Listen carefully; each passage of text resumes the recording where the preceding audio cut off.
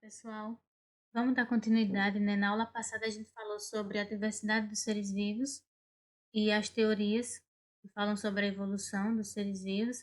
Falou sobre as teorias de Lamarck e de Darwin, que vem explicar como os seres vivos evoluíram e a diversificação deles no mundo inteiro.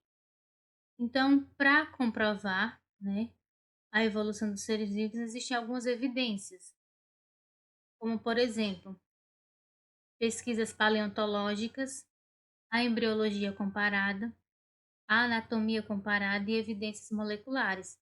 Vem associar, né, as teorias evolucionistas e comprovar que os seres vivos eles vêm tendo um processo evolutivo ainda.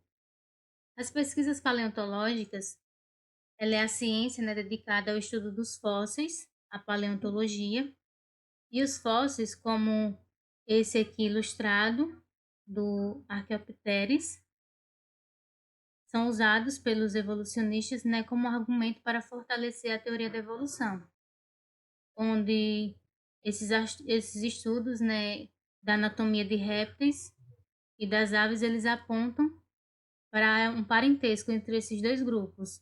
E a descoberta desse fóssil, associados a alguns estudos mais detalhados, nos permitem concluir que esse animal fossilizado aqui, ele poderia ter sido um elo entre os grupos dos répteis e das aves. A embriologia comparada, né, é o estudo da comparação do desenvolvimento embrionário dos vertebrados.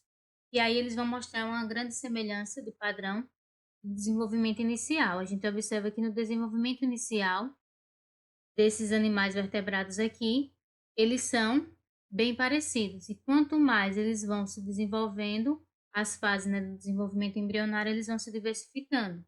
Então, se comprova, né, é possível que a gente observe que, apesar deles serem de diferentes classes, eles apresentam uma embriologia bem próxima uma das outras no primeiro estágio. Então, sugerindo assim que tiveram um mesmo ancestral, justamente por conta da semelhança no início do desenvolvimento embrionário.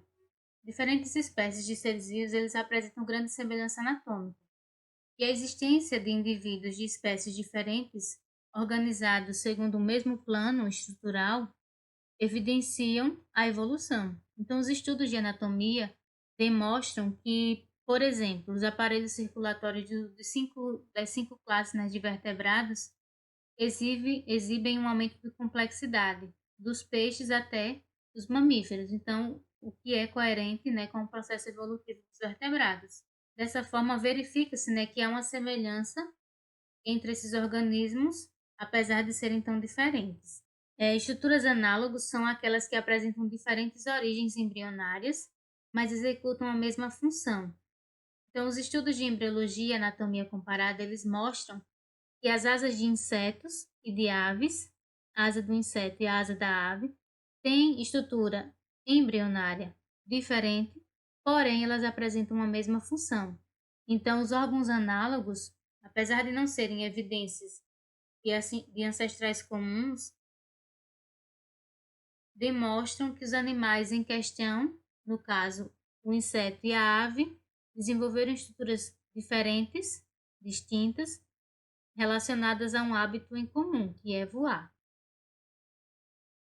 A homologia, né, ela se apresenta onde a origem embrionária é a mesma e pode exercer funções diferentes. Então, a gente observa, por meio dessa imagem aqui, que o braço humano, a pata do cavalo, a asa do morcego, em origem embrionária. A mesma origem embrionária, porém, eles desempenham funções diferentes. No caso do morcego é voar e no caso do humano é se utilizar dela para fazer algumas atividades. É importante a gente observar que as diferenças entre os órgãos homólogos se devem à adaptação aos ambientes diversos que eles têm. Então, a homologia é uma evidência favorável ao processo evolutivo. Por quê? indica que diferentes organismos tiveram o mesmo ancestral. Assim, a presença desses órgãos confirma o grau de parentesco entre diversos grupos que são aparentemente diferentes, servindo como uma prova evolutiva, que viemos de um ancestral comum. Os órgãos vestigiais ou rudimentares, eles também relevada pelo estudo da anatomia, pois constitui mais uma evidência evolutiva. Embora não tenham mais função, esses órgãos eles permanecem vestigiais, ou seja, eles ainda são apresentados no corpo dos animais. Como, por exemplo, aqui, o apêndice vermiforme. O apêndice vermiforme, que é uma pequena estrutura localizada junto ao ceco, né?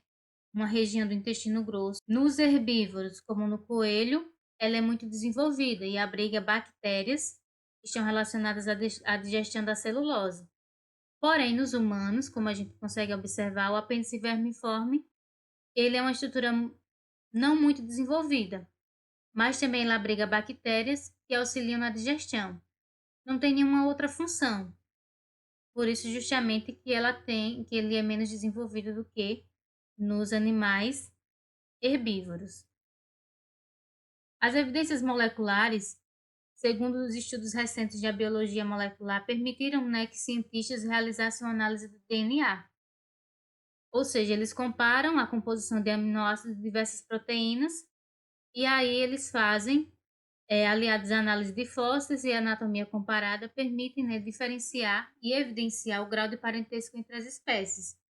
A gente observa aqui que a diferença entre o humano e o chimpanzé ela é mínima, então são inferiores a 3%. Em relação à sequência de aminoácidos da hemoglobina, os seres humanos e os chimpanzés não apresentam diferenças, o que demonstra, né, claramente que há um maior grau de parentesco entre os humanos e os chimpanzés do que entre os humanos e os outros vertebrados, se a gente for comparar aqui. Para vocês fica a atividade da página 278 até a 280. Na nossa videoconferência a gente se encontra, tá bom? Tchau, tchau.